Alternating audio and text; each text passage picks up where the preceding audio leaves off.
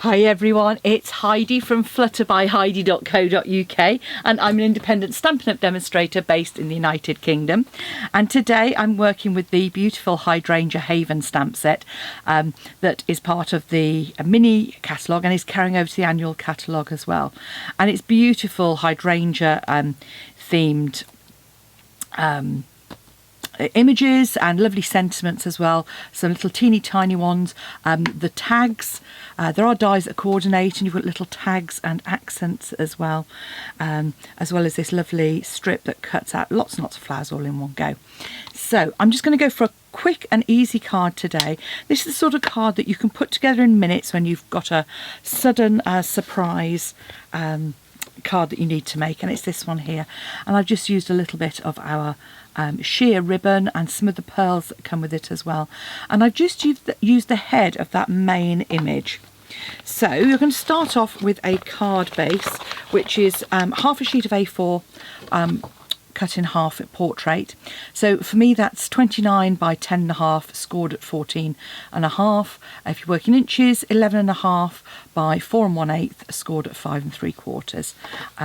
You'll want your stamping pierce mat. These are photopolymer stamps, so to get the best image it's really good to have a stamping pierce mat and a piece of scrap paper underneath, because we're going to be stamping off with this as well. So I've popped the big image onto my stamp, my block even, and I'm using a bit of Merry Merlot to add that depth. I'm inking up the head of the stamp first, and I'm just going to pop that into the corner because that's going to be my main image, and I want to kind of create smaller images that come off after that. So just coming in slightly like so, leaving space for my leaves as well. So I've done those sort of three. So I say a really great one if you want to do something sort of quite quick as well. So that's our main image with my Merry Merlot. And now what I want to do is come in actually with my blending brush first. I should have done first off. I'm just a little bit of ink, and I'm just adding some shading to that. I'm using the Blushing Bride here because the Merry Merlot could be a little bit deep for it. It just gives a pretty background, and say if you wanted to you could obviously use sort of blue to kind of represent the sky. And the lovely thing about blending is you just come in and add more as you want. So it just gives a subtle sheen. And while we've got our ink pad out, I'm going to use this big stamp to fill in these flowers.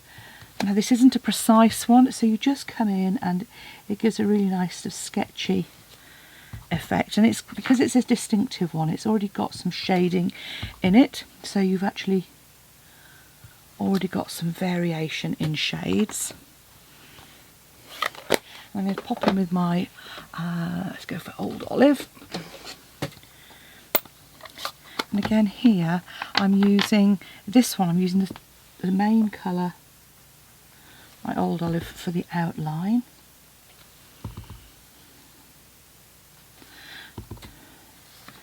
Just popping that, and while we're here let's add a little leaf on the inside, and obviously if I'd got an envelope to hand, pop a bit on the outside as well.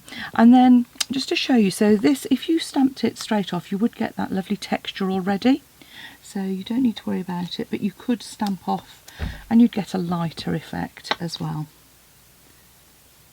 So again, just come over those leaves, just have a look through the photopolymer stamp and line those. You've already got a great shot at the top of my head.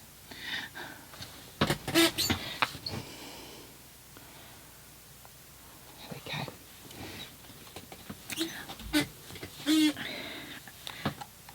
And then we're going to want our Merry Merlot again for the sentiment. I find the Blushing Bride's a little bit light to add the sentiment, so I'm going to come in with my Merry Merlot. So just line that up.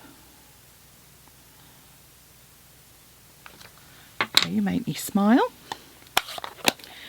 And then our pearls, obviously these are sort of kind of a lighter shade of Blushing Bride.